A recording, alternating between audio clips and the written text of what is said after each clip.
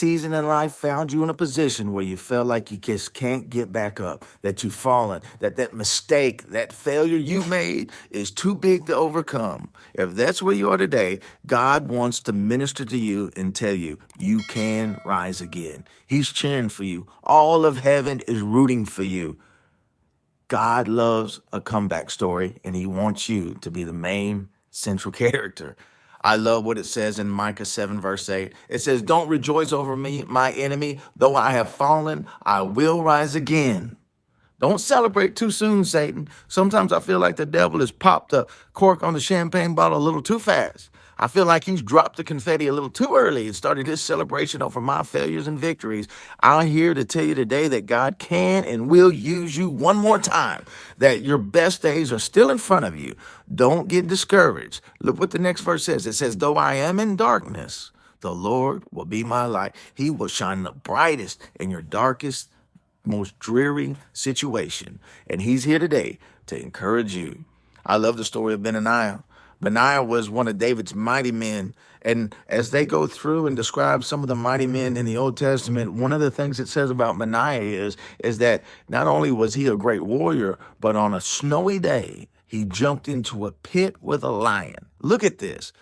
Who would do something like this on his coldest and darkest day? It was cold, and he jumped into a deep pit, not on his territory. And if I'm going to fight the enemy, I'm going to pick my home turf to fight on. I'm not going to try to fight the enemy in his own backyard. The lion had every advantage, but Benaiah jumped into a deep, dark pit, this lion's environment, on a snowy day. No footing, no light, and in a cold place. See, when you're in the darkest, coldest place of your life, that's when God can show up the most and make you a mighty warrior.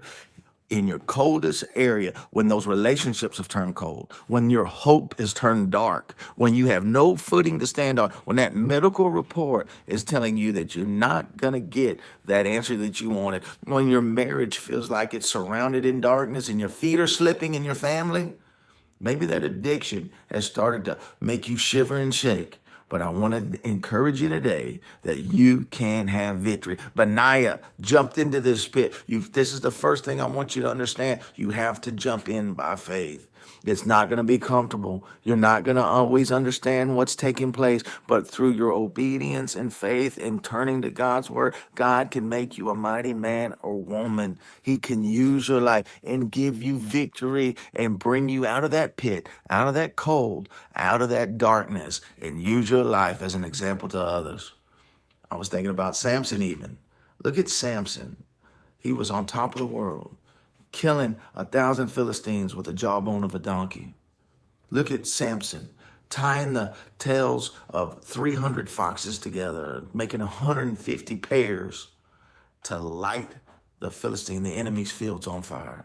He was doing these great works, ripping the gates off of Gaza and carrying them, the city gates, over 12 miles uphill. These great human strength, these feats of human strength.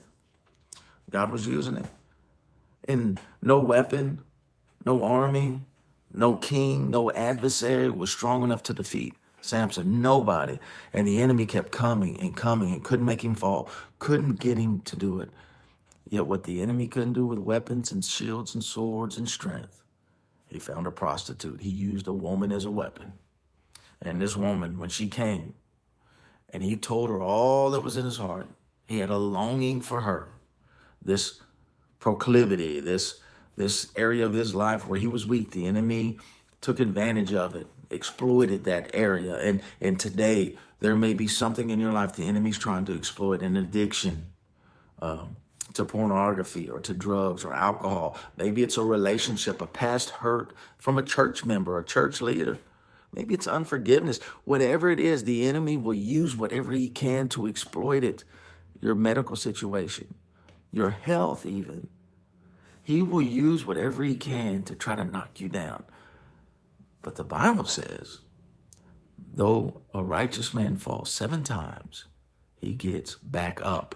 You can get back up. And Samson, knocked down, his eyes plucked out, his vision taken from him, began to grind at the mill. And the enemy, the Bible says, they brought him out one day to this to this arena, the temple of Dagon, where it said about 3,000 people. And they were to make sport of him. They were mocking him. And that's what the devil wants to do while you're down and out, when you've lost your vision. The devil wants to bring you out, parade you around, and make fun of you, make show of you. And they brought him out to make show of him, to mock him. And they're all having a good time. It says they were merry and full of spirits, meaning they were drinking and celebrating and having a good time. He started this celebration a little too early for Samson, though. We all remember this story. And he turns to a young lad, a young boy, a servant, and he says, "Look, I can't see. Can you put my hands on the pillars of this temple? And when you decide to get back up, God will always pair you with somebody that has what you need. He will always connect you." This servant had vision. The servant had sight. The servant had youth and vigor. And today, God wants to connect you back to vision and strength and vigor. And the youth put his hands on those pillars, just like those foxes whose tails were tied together and lit on fire. I believe today's church, you and me, we need to be connected with the youth. We need to be connected with those in the streets. We need to be connected to the lost and let God light us on fire to ignite the enemy's territory and show him, you started celebrating a little bit too early over me. Don't rejoice over me.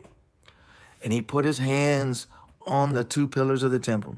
And when he put them there, he said, "God, remember me. Just use me one more time." I love what the book of Psalms says. It says, in your day of trouble, God will remember the sacrifices you made for him. And today, maybe you've fallen. Maybe you feel like your circumstances, your situations have overtaken you. But God will remember your sacrifices. Ask him, remember me, God, one more time. Use me one more time, God. I don't want to be like this. And you can get back up. God used Samson that day in a mighty way. It says that he killed more Philistines that day than he did in his entire ministry, his entire life, the 20 years that he was in ministry. And God can use you today in a greater way than he's ever used you if you decide to get back up. See, you can do what the devil can never do. You, a blood-bought Christian, even though you've fallen, can do what Satan can never do. See, he's fallen and he can never get back up. You today can get back up. Don't rejoice over me, my enemy. Though I fall, I will rise again. Though I dwell in darkness, the Lord will be my light. He's shining a light into your heart right now, telling you, get back up. All of heaven's cheering for you. Nobody loves a comeback story greater than God. And he's telling you today, you will rise again. Get up, prepare yourself, let God connect you with fresh vision and youth and strength, and let him use the call that's on your life to put a dent in the devil's kingdom. Man, I hope this message blessed you today. Get up, get up, get up. God has a plan for you. Like, share, and subscribe.